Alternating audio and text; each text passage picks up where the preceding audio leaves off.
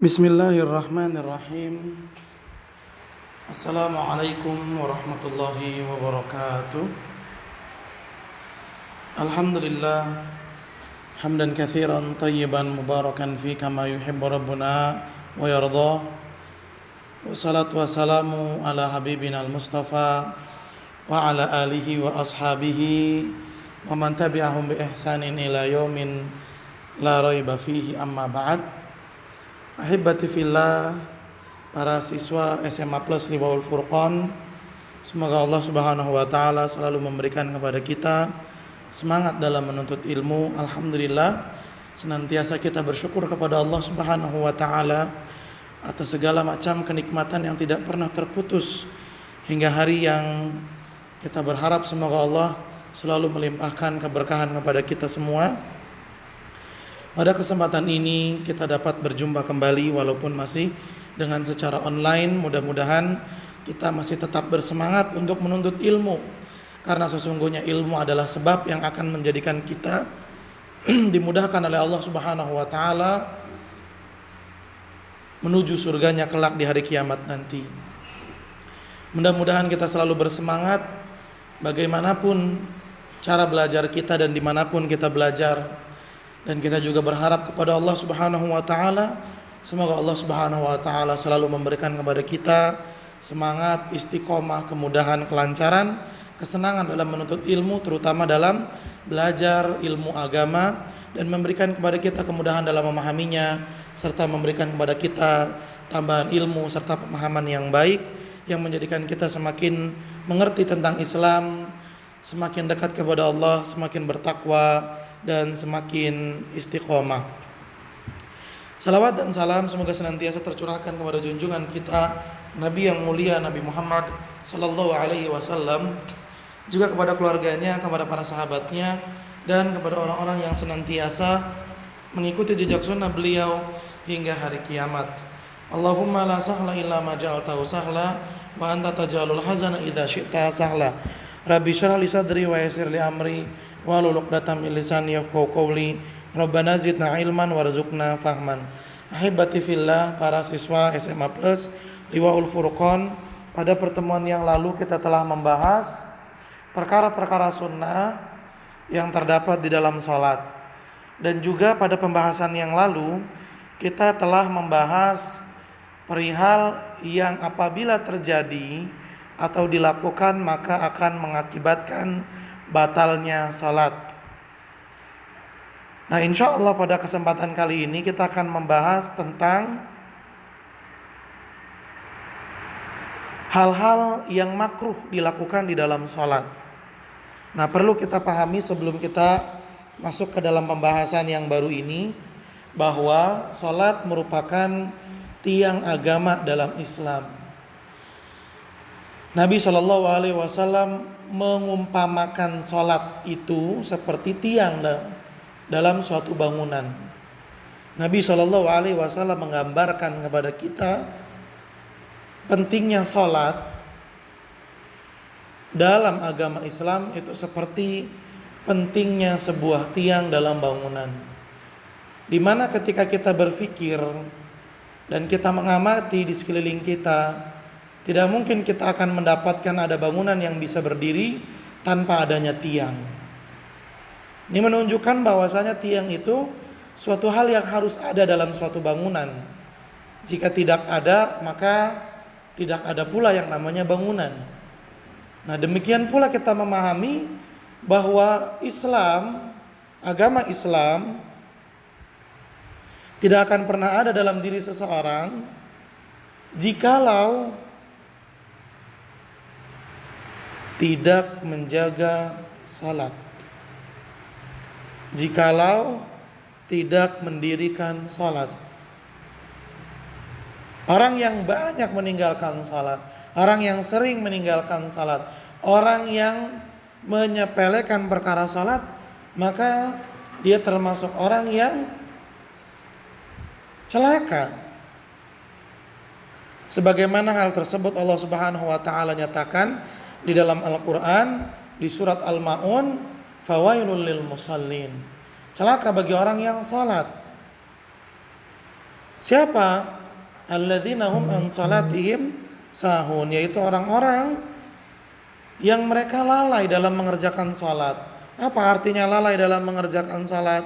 Di antaranya adalah mengerjakan salatnya ketika waktunya sudah mau habis, mengerjakan salatnya tapi tidak khusyuk, mengerjakan salatnya tapi tidak serius, pikiran kemana-mana, tidak menegakkan rukun-rukunnya dengan baik, kewajiban-kewajibannya dengan benar, yang penting asal ngerjain. Ini termasuk orang yang lalai dalam salatnya.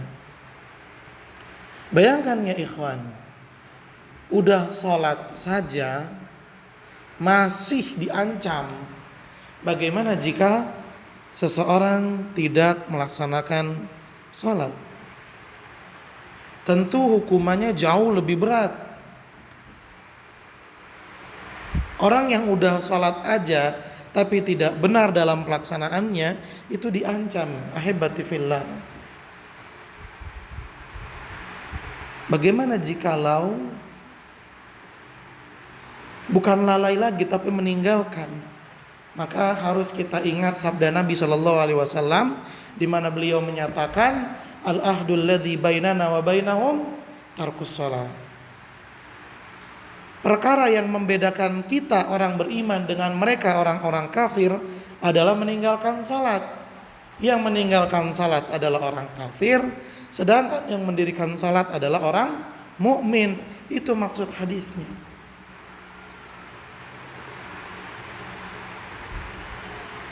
Bahkan dalam hadis yang lainnya Nabi SAW menyatakan dengan tegas, siapa yang meninggalkan salat maka dia telah kufur. Waliyadzubillah. Ini perkara yang tidak bisa kita sepelekan. Dan yang harus kita syukuri, alhamdulillah kita tinggal di lingkungan yang selalu mengingatkan kita, mengarahkan kita untuk selalu mengerjakan salat, alhamdulillah. Tetapi yang harus kita perhatikan lagi bukan cuma alhamdulillah saya udah ngerjain, bukan. Tapi yang harus kita perhatikan lagi adalah sudah benarkah salat kita. Sebab jika salat sudah didirikan dengan benar ya ikhwan, dampaknya adalah kita akan terjaga dari perbuatan-perbuatan mungkar.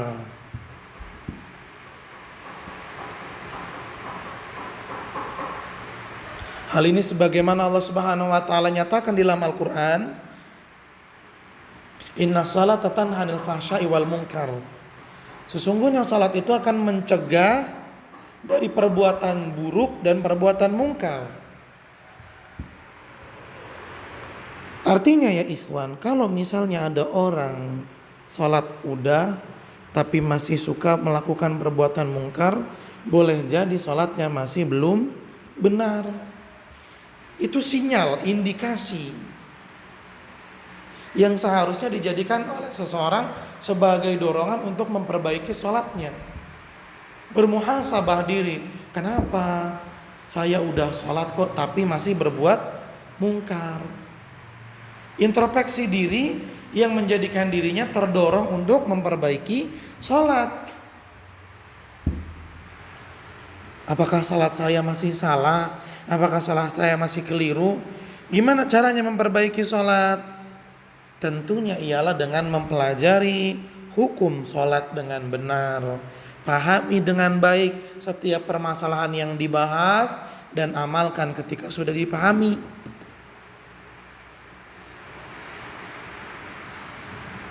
Ingat ahibati fillah, para siswa SMA Plus Riwaul Furqan, ciri khas orang mukmin, identitas seorang muslim ialah dengan menegakkan sholat. Kalau ada orang Islam tapi tidak menegakkan sholat, maka runtuh agama yang ada di dalam dirinya, runtuh keyakinan Islamnya. Karena Nabi menyatakan bahwa Islam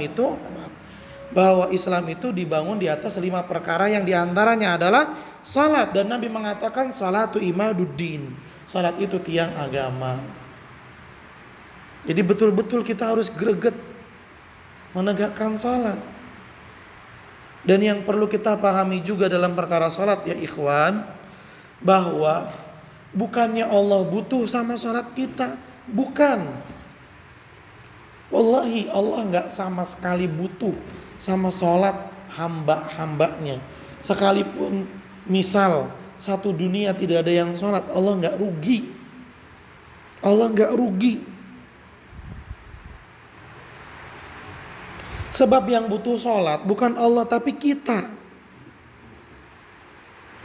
Ini yang harus kita perbaiki pola pikir kita, bahwa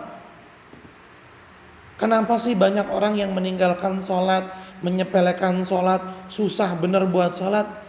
Alasannya ialah karena ia menganggap sholat sebagai beban, sebagai tanggungan, sebagai kewajiban keharusan yang membebani.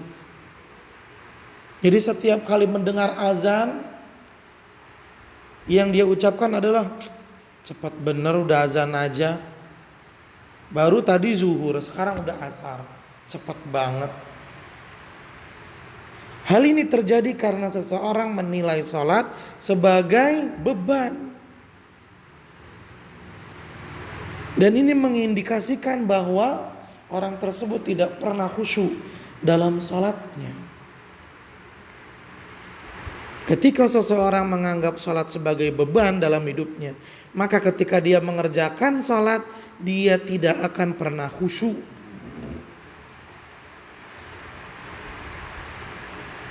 Oleh karena itu, yang harus diperbaiki adalah cara memandang sholat. Nabi SAW memberikan contoh kepada kita, di mana beliau SAW mengatakan, ya Bilal, arihna bis salat. Wahai Bilal, jadikan kita bisa refreshing, bisa terhibur, bisa beristirahat dengan mengerjakan salat. Tuh kata Rasulullah, jadikan kita bisa santai, istirahat dengan sholat.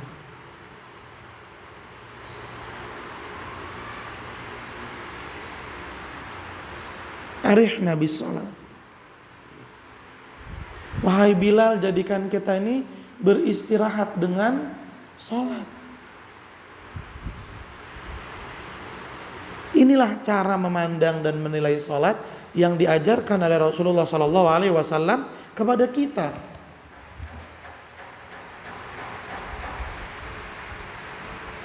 Rasulullah SAW mengajarkan kepada kita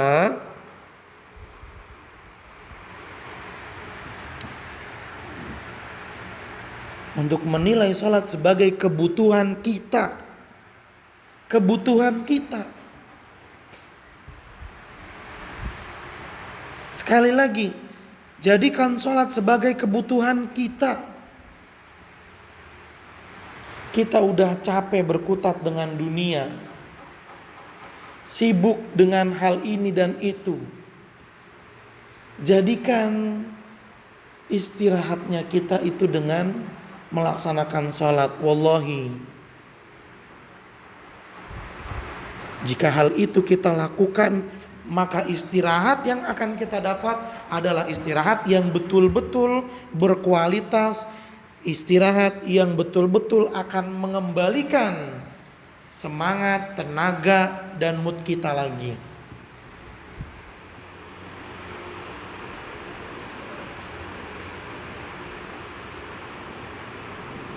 Berbeda ketika seseorang, alhamdulillah ada jam istirahat, tidur-tiduran lah, capek. Beda kualitas istirahat yang dengan cara tidur sama kualitas istirahat dengan cara sholat, jauh berbeda. Kalau dia tidur bangun capek, disuruh belajar lagi lelah. Tapi kalau dia sholat, masuk ya, bel berbunyi menandakan masuk lagi ke kelas untuk memulai melanjutkan pelajaran, maka dia akan melanjutkan pelajarannya dengan semangat.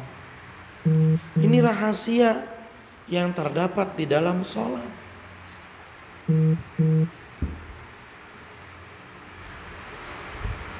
Buktinya Nabi Shallallahu Alaihi Wasallam menjadikan sholat yang 5 waktu itu seperti mandi di air sungai yang jernih, segar selama 5 kali, sebanyak 5 kali. Apa sih yang kita rasakan kalau kita lagi capek, lalu kita mandi dengan air yang seger, air yang sejuk, air yang jernih? Apa yang akan kita rasakan? Tentu yang akan kita rasakan rasa seger, semangat ada, tenaga kembali. Itu yang kita akan rasakan. Allah jadikan salat dalam kehidupan kita, salah satu tujuannya apa?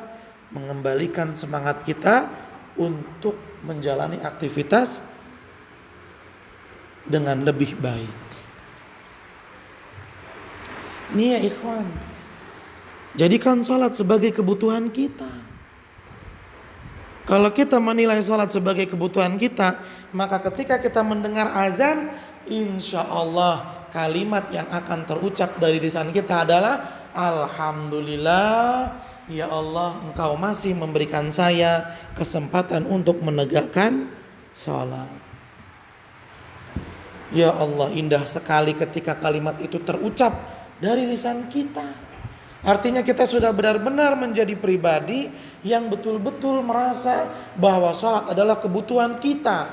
Kalau kita sudah menjadi pribadi yang menilai salat sebagai kebutuhan kita, insya Allah kita akan menjadi orang yang selalu menegakkan salat.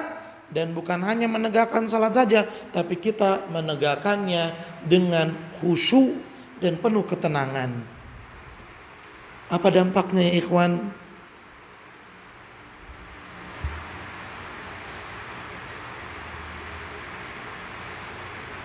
Apa dampaknya? Dampak dari menegakkan salat dengan baik.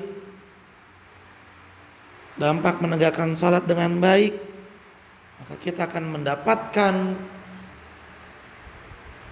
kebaikan yang berlimpah, keberkahan yang besar, serta pahala yang tentunya tidak akan disia-siakan oleh Allah Subhanahu wa taala. Tentu pahala yang besar dan berlipat-lipat.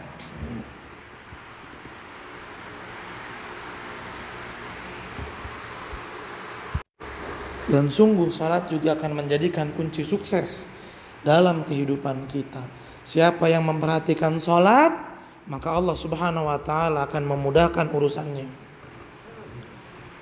Sama seperti sabdanya Nabi Shallallahu Alaihi Wasallam, ihfazillah yahfazuka. Jaga Allah, salah satunya dengan menjaga salat, maka Allah akan menjagamu.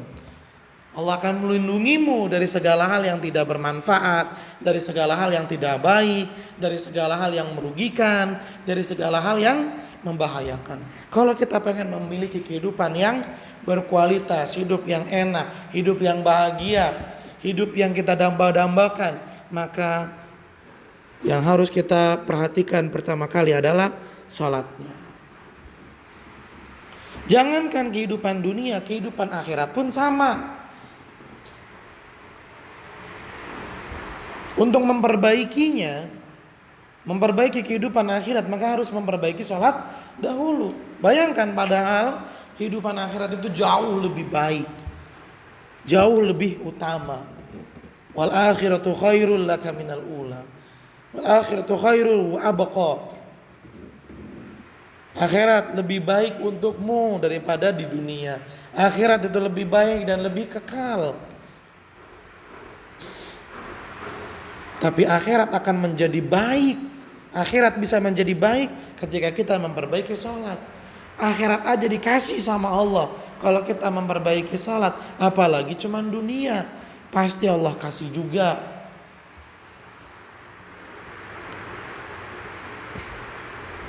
Nabi SAW mengatakan dalam hadis sahih yang artinya, sesungguhnya perkara pertama yang akan Allah mintai pertanggungjawaban, yang akan Allah hitung-hitung, yang akan Allah koreksi dari setiap hambanya adalah tentang sholat. Sholat dulu yang akan ditanya sama Allah. Kata Nabi SAW, jika sholatnya baik, maka semua ibadah yang lain pun akan ikut-ikutan baik.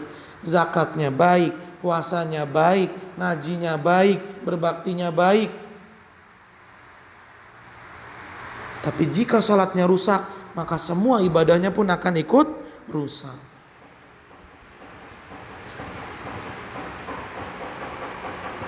Hal ini juga menjadi ilmu buat kita ya ikhwan. Kalau kita ingin memperbaiki diri kita, saya pengen banget jadi orang baik. Saya gak mau begini melulu. Saya pengen jadi orang yang bertakwa, pengen jadi orang yang soleh, pengen jadi orang yang taat sama Allah. Saya pengen hidup saya ini betul-betul bernilai di sisi Allah Subhanahu wa taala. Tapi saya gak tahu apa yang harus saya lakukan dulu. Jawabannya tidak lain dan tidak bukan adalah tegakkan sholat.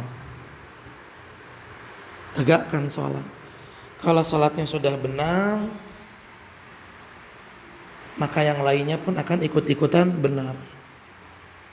Maka ingat baik-baik, ketika seseorang memperbaiki sholatnya, maka ketahuilah sesungguhnya orang tersebut sedang memperbaiki kehidupannya. Sekali lagi, ketika seseorang sedang memperbaiki sholatnya, maka ketahuilah sesungguhnya dia sedang memperbaiki kehidupannya. Kita berdoa sama-sama kepada Allah Subhanahu wa taala. Mudah-mudahan Allah Subhanahu wa taala memberikan kepada kita istiqomah, kemudahan, kelancaran, pertolongan dan bantuannya untuk selalu menegakkan salat di awal waktu, untuk senantiasa menegakkan salat dengan khusyuk dan mendirikan salat sesuai dengan ajaran yang diajarkan oleh Nabi kita Nabi Muhammad sallallahu alaihi wasallam. Taib ahibba fillah. Ya, mudah-mudahan apa yang Ustaz sampaikan tadi bisa menjadikan kita semakin bersemangat dalam memperbaiki salat kita, semakin bersemangat dalam menjaga salat kita. Taib. Mari kita bahas hal makruh dalam salat. Yuk kita kembali ke fikih muyassar. Taib, ini dia di halaman 58.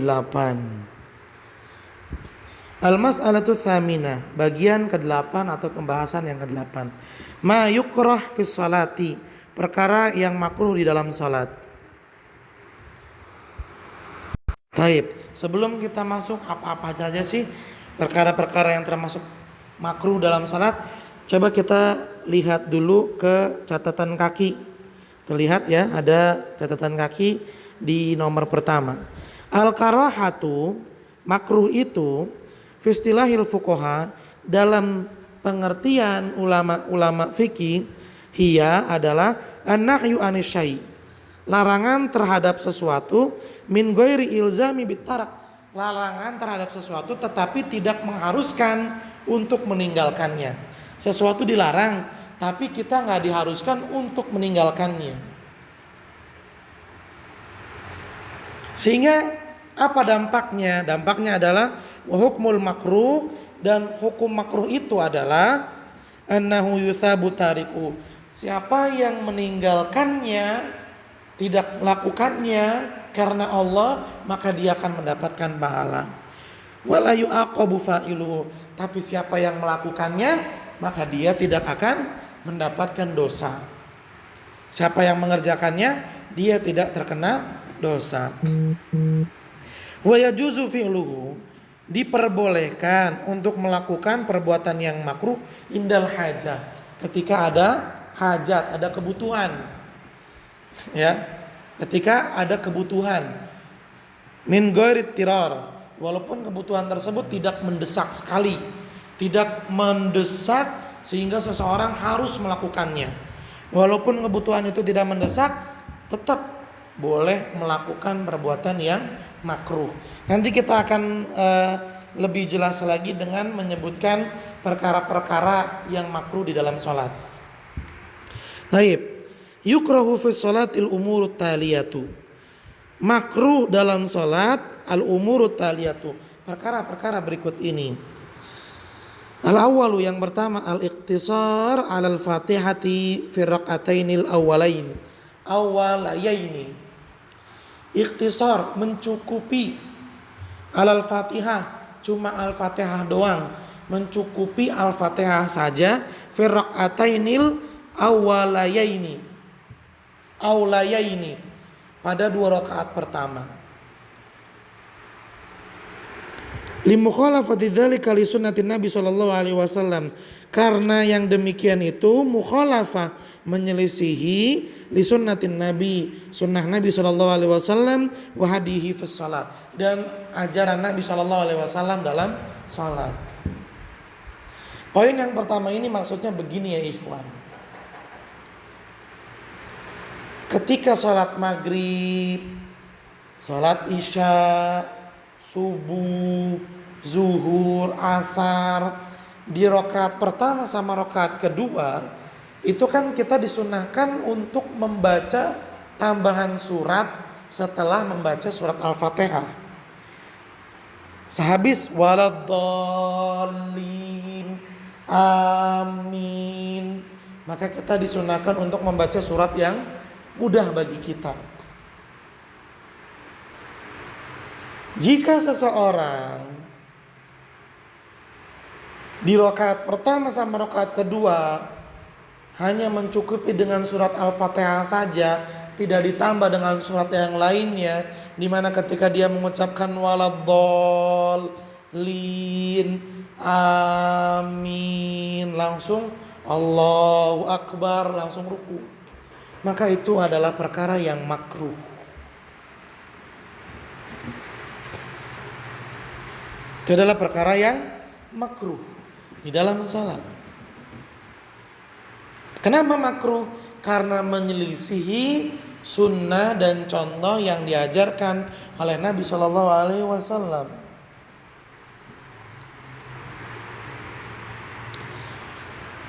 Taib yang kedua, tikrar al-Fatihah, mengulang-ulang al-Fatihah. Limukhalafati dzalika aidan li sunnatin Nabi sallallahu alaihi wasallam, karena yang demikian itu mukhalafah, menyelisihi sunnah Nabi sallallahu alaihi wasallam. Lakin akan tetapi in karraraha li haja, kalau diulang-ulang karena memang butuh supaya menambahkan kekhusyuan, misalnya di dalam sholat, ya kayaknya perlu nih ditambahin Al-Fatihahnya, diulang lagi nih, ya.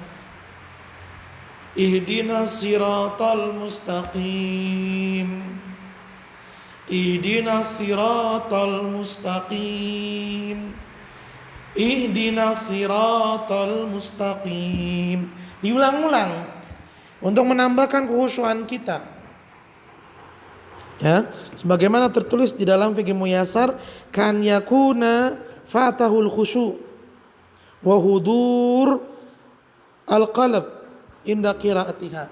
Seperti ketika seseorang membaca Al-Fatihah tapi di bacaan pertama dia enggak khusyuk atau hatinya lalai, maka dia pengen ngulang lagi bacaan Al-Fatihahnya supaya bisa lebih khusyuk, itu maksudnya.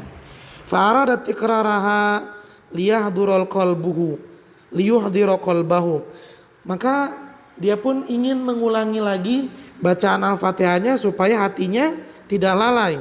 Fala ba'sa bidzalik, maka hal itu enggak apa-apa. Lakin bisyartin alla yajurruhu dzalika ilal waswas, akan tetapi jangan sampai hal itu ya menyebabkan seseorang malah merasa was-was. Taib, maksudnya bagaimana? Maksudnya begini ikhwan. Mengulang-ulang surat Al-Fatihah tanpa sebab itu makruh. Ghairil maghdubi alaihim waladdallin. Diulang lagi. Ghairil maghdubi alaihim waladdallin. Atau diulang secara lengkap dari ayat 1 sampai habis. Padahal dia nggak butuh, maka ini makruh. Tapi kalau dia butuh, misalnya di bacaan Al-Fatihah yang pertama dia nggak khusyuk, maka setelah dia baca waladdallin, amin, ulang lagi, Alhamdulillahi rabbil alamin. Dia ulang lagi supaya bisa hatinya itu tidak lalai, khusyuk, konsen. Nah, ini boleh. Tapi ingat sekali lagi, jangan sampai mengulang surat Al-Fatihah ini malah menyebabkan seseorang was-was. Tadi udah baca Al-Fatihah apa belum ya? Wah, jangan. Tsalits, yang ketiga, yukrahul iltifatul yasir fis shalah. Makruh menengok, ya. Menengok sebentar, menengok yang hanya memalingkan pandangan, tidak sampai menggerakkan tubuh. Fis shalat bila haja, dalam salat di mana tidak ada kebutuhan untuk itu. Lagi salat nengok ke kiri, nengok ke kanan, lihat ke atas, muter-muter. Padahal ada perlu hal dalam hal tersebut, maka ini makruh. Liqauli sallallahu alaihi wasallam, berdasarkan sabda Nabi sallallahu alaihi wasallam, hina su'ila anil iltifati fis shalah, ketika beliau ditanya tentang menengok di dalam salat, kata Rasulullah, wa ikhtilasun yahtalihu syaitan. Menengok-nengok dalam salat itu adalah hasil curian, kekurangan. Yahtalihu syaitan, yahtalisuhu syaitan, yang disebabkan oleh setan, min salatil abdi, dari salatnya seorang hamba. Nengok-nengok itu adalah hasil curian yang dicuri oleh setan dari salatnya seorang hamba. Artinya orang yang salatnya nengok-nengok, pahalanya berkurang. Wahtilas, dan arti dari kata ikhtilas adalah saraka wan nahab, curian, colongan. Amma idza kana al-iltifatu li hajatin fala ba'sa bihi. Tapi kalau dia menengok dalam salatnya karena ada kebutuhan, karena perlu, fala ba'sa bihi, maka enggak apa-apa. Kama nihtaja ila an yatfula an yasarihi fi salati thalathan idza asabahul waswas. Contohnya seperti orang yang yatful an yasarihi, meludah ke samping kirinya, meludah ke samping kirinya. Tapi bukan meludah dengan beneran meludah ya, cuman isyarat doang gitu. Bukan cuy, ya jangan. Nanti kalau ada orang di sampingnya malah kena ludah. Hanya syarat saja. Menengok kemudian diludahin secara isyarat sebanyak 3 kali. Kenapa memang? Idza asabahul waswas. Bagi orang yang sholatnya itu enggak tenang, sholatnya was-was.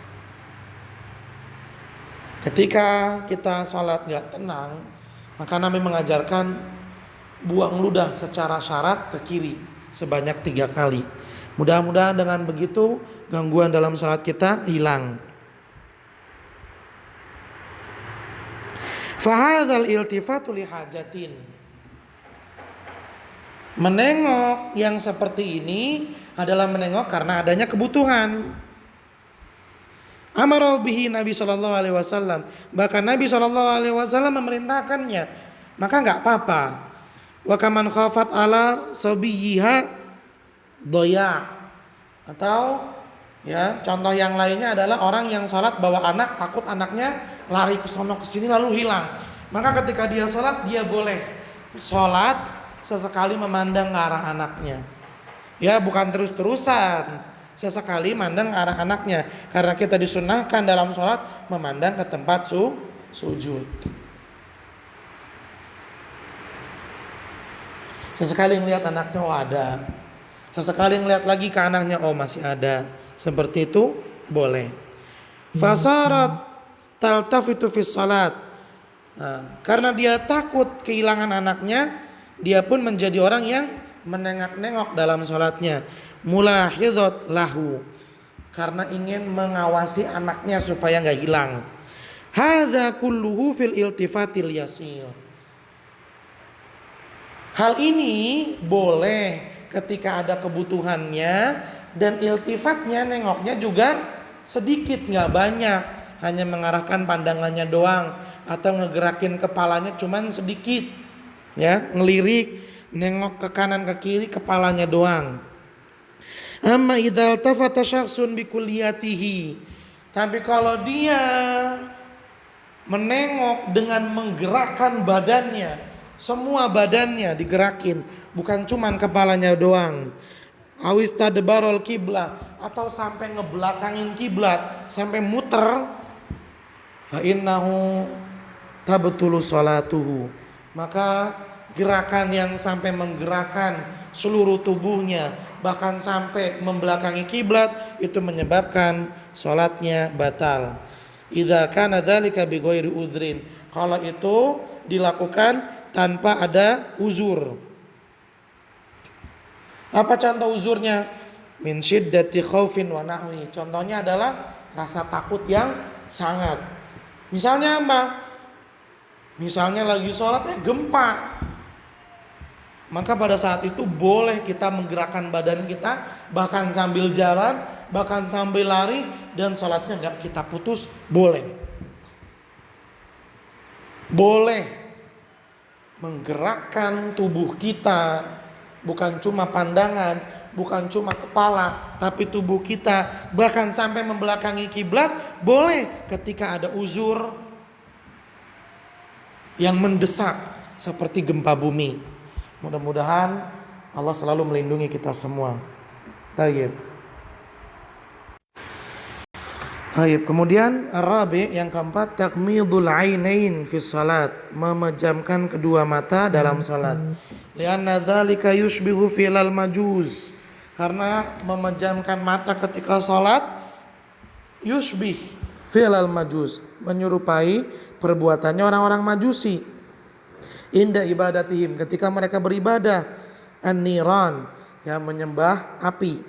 Wakila, ada yang juga yang mengatakan yusbihu fi'lal yahud aidan, memejamkan mata ketika sholat itu menyerupai perbuatannya orang-orang Yahudi. Wa qad nuhina anit tasyabbuh bil kuffar, dan kita dilarang untuk menyerupai orang-orang kufar. Ketika kita sholat, maka hendaklah kita betul-betul membuka pandangan kita dan melihat ke arah tempat sujud. Jangan memejamkan mata kecuali ada yang mengakibatkan kita menjadi gak khusyuk. Misalnya kalau buka mata sejadahnya banyak warna-warni, banyak corak ini itu, banyak gambar misalnya, masjidnya begini begitu, sehingga kita jadinya malah gak khusyuk. Pada saat itu bolehlah kita untuk memejamkan mata. Kok boleh? Ya ini kan perkara makruh. Sebagaimana tadi disebutkan di awal, perkara makruh itu boleh dilakukan ketika ada kebutuhan. Dan perkara makruh itu bukanlah sesuatu yang harus kita tinggalkan. Kalau bisa kita tinggalkan kita dapat pahala, kalau nggak ditinggalkan nggak apa-apa. Tayyib, al-khamis, yang kelima, iftirash dzira'aini fis sujud, menjadikan tangannya dari pergelangan tangan sampai siku, dari pergelangan tangan sampai siku itu nempel ke lantai pada saat sujud, ya, menempelkan lengan tangan ke lantai ketika sujud.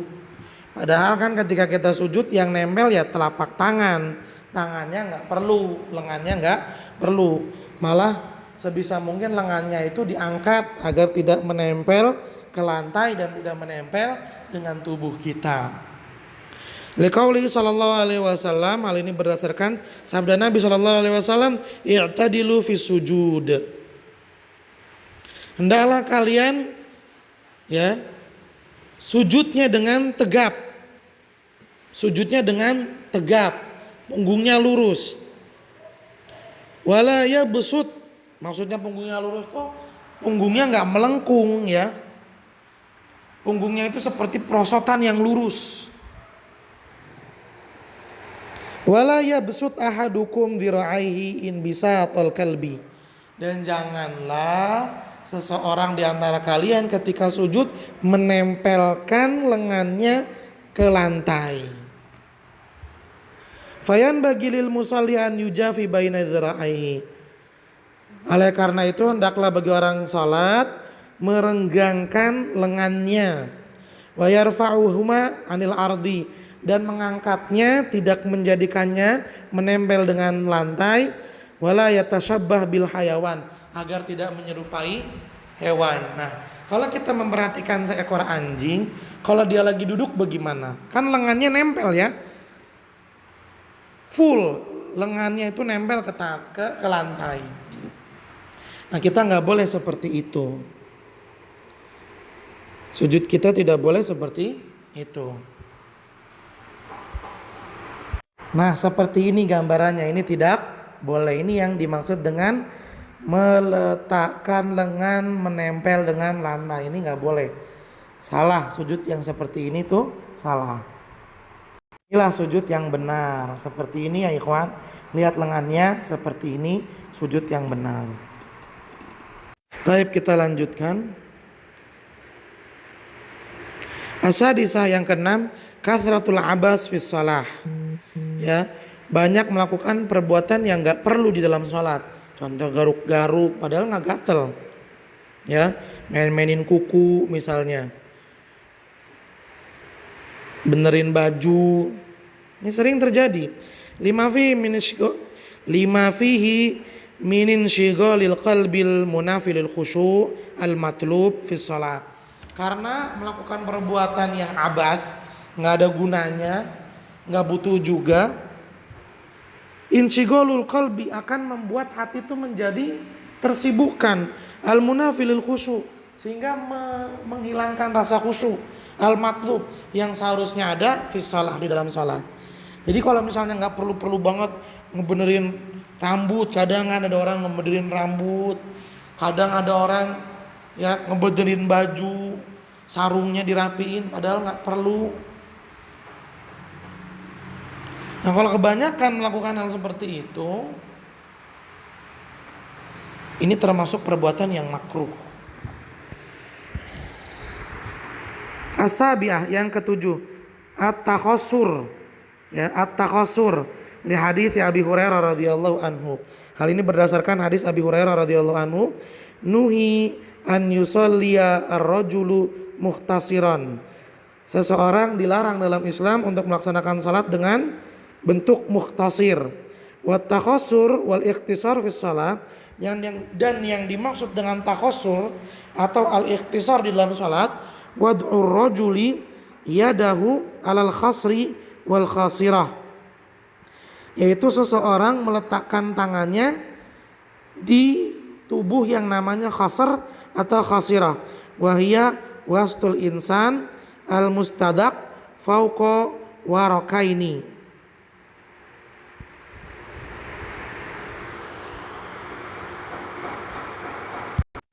Wastul insan, yaitu khasirah itu bagian tengah tubuh manusia, al mustadak fauqal warakain, yang terletak di atas pinggang. Nah, maksudnya itu adalah sholat dengan bentuk tolak pinggang. Tahu ya kalian tolak pinggang ya? Kedua tangannya diletakkan di pinggang. Nah, sholatnya kayak gitu, itu nggak boleh. Wa qad alat Aisyah radhiyallahu taala anha al-karaha. Dan Aisyah radhiyallahu anha mengatakan, kenapa hal itu makruh? Bi annal yahuda taf'aluhu, karena orang Yahudi melakukan hal tersebut. Seperti ini, nggak boleh melakukan hal ini di dalam sholat. Ya, nggak boleh melakukan hal ini di dalam sholat. Ini termasuk perkara yang makruh. Kenapa? Aisyah radhiyallahu anha mengatakan karena ini termasuk perbuatannya orang-orang Yahudi. Atsaminah, kemudian yang ke-8, sadel wa taghtiyatul fam fi shalat, menutup mulut ketika salat. Nah, ini berkaitan dengan keadaan sekarang nih. Mulutnya ditutup ketika salat dengan kain. Li hadis Abi Hurairah radhiyallahu anhu qala. Hal ini berdasarkan hadis yang diriwayatkan oleh Abi Hurairah radhiyallahu anhu. Dia berkata, "Naha Rasulullah sallallahu alaihi wasallam anis sadli fi shalat." Rasulullah melarang sadel di dalam salat, yaitu wa an yaghtiya rajulu fahu, yaitu seseorang menutup mulutnya dengan kain, kayak pakai masker seperti itu. Wasadlu, sadel itu an yatrahal musalli thauba ala katifaihi wala yarudda tarafaihi ala katifain. Wakila irsalu thaub hatta yusibal ard fayakunu bima'nal isbal. Nah, sadel itu apa? An yatrahal musalli thaub ala katifaihi.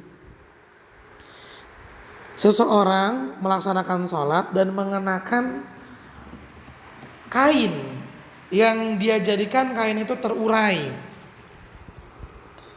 sampai menyentuh ke lantai dan termasuk dalam kategori isbal. Nah, ini namanya sadel nih. Tuh pakai kain, ya kan? Kainnya ada di pundak juga dan menjulur sampai ke lantai. Jadi kainnya itu kayak jubah, cuman makainya di pundak. Pakai di pundak sampai menjulur ke lantai. Ini nggak boleh, ini namanya sadel. Dan juga menutup mulut nggak boleh, makruh hukumnya.